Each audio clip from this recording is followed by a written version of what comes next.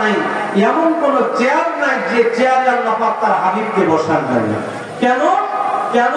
ওই দুনিয়ার কিয়ামত পর্যন্ত আনেওয়ালা সব মানুষ সমাজের নেতৃত্ব দিবে এমনটা নয়।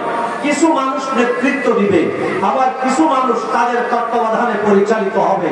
সব মানুষ ব্যবসায়ী হবে এমনটা নয়। কিছু মানুষ ব্যবসা করবে, আবার অন্য পাশে অন্যদিকে কিছু মানুষ ক্রেতা হবে। আল্লাহ তাআলা তার হাবিবকে একদিকে ব্যবসায়ী বানিয়েছেন, অন্যদিকে ক্রেতা বানিয়েছেন।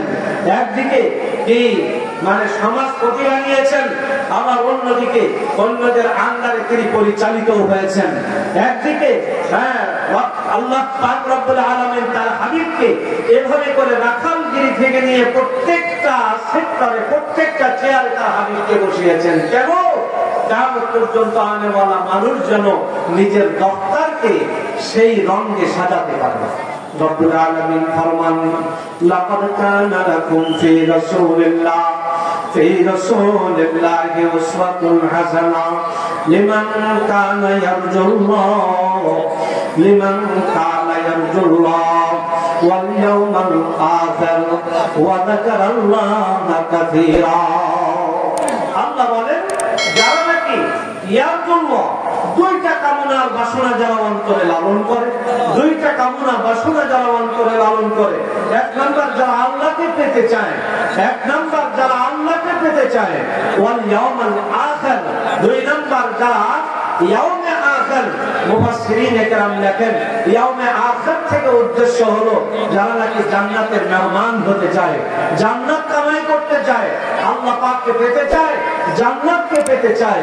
এই দুইটা মূল কামনা বাসনা যাদের ভিতরে আছে, শুনে নাও, লাকাদ কানা লাকুম ফি রাসূলিল্লাহ উসওয়াতুন হাসানাহ, তোমাদের জন্য আমার নবীর মধ্যে আমি আল্লাহ উসওয়ায়ে হাসানাহ রেখেছি।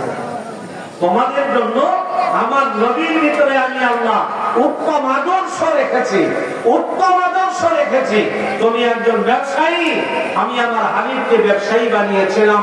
দুনিয়ার ব্যবসায়ীরা শোনো, তোমার ব্যবসা যদি আমার হাবিবের ব্যবসার সাথে মিল হয়, এই ব্যবসা দুনিয়ার মানুষ ব্যবসা বলবে, কিন্তু শুনে রাখো এটা ব্যবসা নয়, এটাই হলো ইবাদত। তোমার ব্যবসা এভাবে করে তুমি যেই দপ্তরে আসো না কেন, তুমি যে দপ্তরে আসো, যদি তোমার সেই কাজ, সেই আমল মদিনার রঙের সাথে যদি মিল হয়, তাহলে মনে রাখবে তুমি তোমার জিম্মাদারি পালন করেছো। যদি বলা হয় তোমাকে খেলাফতের জিম্মাদারির জন্য সৃষ্টি করা হয়েছে, তো আমি বলবো তুমি তোমার জিম্মাদারি পালন করেছো। যদি বলা হয় তোমাকে ইবাদত করার জন্য সৃষ্টি করা হয়েছে, তো আমি বলবো তুমি যদি কোরআন এবং সুন্নাহ অনুযায়ী নিজের জিম্মাদারি পালন করো, তাহলে তুমি ইবাদত করেছো। আল্লাহ পাক আমাদেরকে সহিটা বুঝার তৌফিক দান করেন। ওয়া আখিরু দাওয়ানা আলহামদুলিল্লাহি রাব্বিল আলামিন। আসসালামু আলাইকুম ওয়া রাহমাতুল্লাহ।